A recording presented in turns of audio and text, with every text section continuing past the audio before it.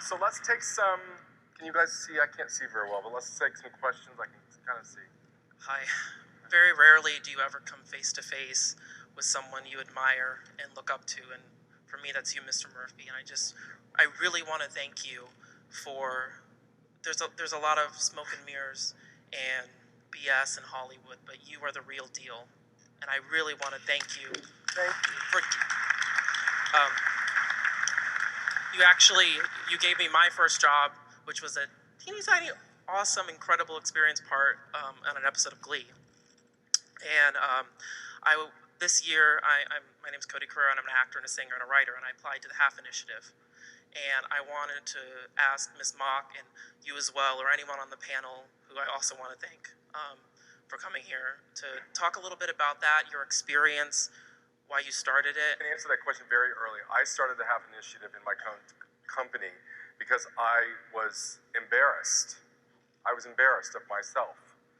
I'm a gay man. I, like Billy Porter, fought at the beginning of my career. I was told I could not be gay. One of my first agents at the time in the late 80s was fired for being gay. So, like Billy, I sort of came of age in a very stigmatized manner. And I had to fight to direct, my own show, which was popular, which was 1998.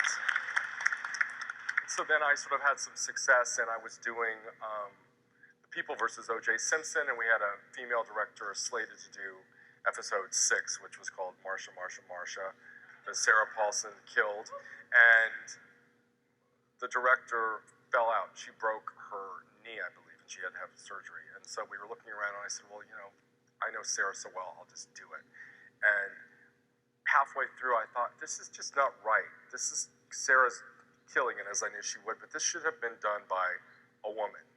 So then I looked at my roster, and I was doing a little better than the industry average, which was, I believe at that time, a little more than 12%, and I just said, that's ridiculous. And I just had 2 children, and I was bringing them to the set, and I wanted them to see the world, not that we lived in, but the world that I wanted them to live in.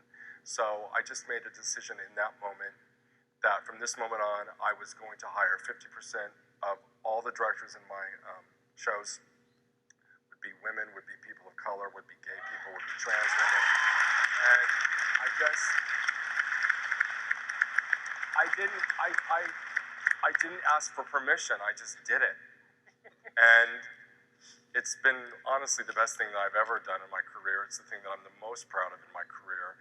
And what I'm always moved by is as I was with Janet, was just the idea of so many people just need the opportunity to show what they can do, and the business is designed. Nobody ever wanted to mentor me, ever. I sold my first script to Steven Spielberg, and I am friends with Steven now, but I remember that feeling of thinking, like, well, why is he not taking me under his wing in a way? Like, I really craved that, and I wanted that, and I did not have that as a younger person. So it was important for me to do that and give back. So I'm glad you have applied.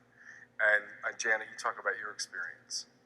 I'll keep it quick so that we can get more questions in, but it really was just me being able to sit in a van with a director when she was going to scout, right? So it was going on location scout, seeing how she translated what was on the script to the actual space that she was going to work in, how she communicated that to her first AD, what conversations they were having, if she was able to have the cinematographer with her, Simon Dennis, then I got to hear them have those conversations. It really is just being kind of like a leech, just kind of soaking in all of the amazing experiences that she had at that time. And then also then we come to set, and it's the days when we're shooting, and seeing that she shows up 30 minutes before call time, so she's already eaten before the cast comes, and the crew's there. I never do that. And no, he does.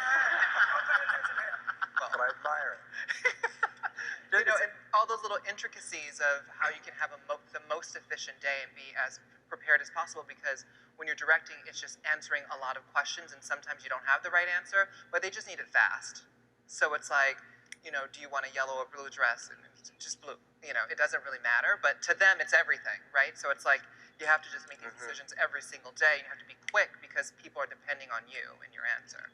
And you know, along the lines I will say to you is I believe this so firmly in my life is such a tribute to this idea that I really believe if you want something badly enough and you ask the universe for it, it may take a while, but you will get it. And along that line, I just want to say, you know, Janet Mock is a first-time director. Stephen Canals is also going to be directing. Billy Porter is going to be directing. Our Lady Jane is going to be directing. So keep fighting, trying.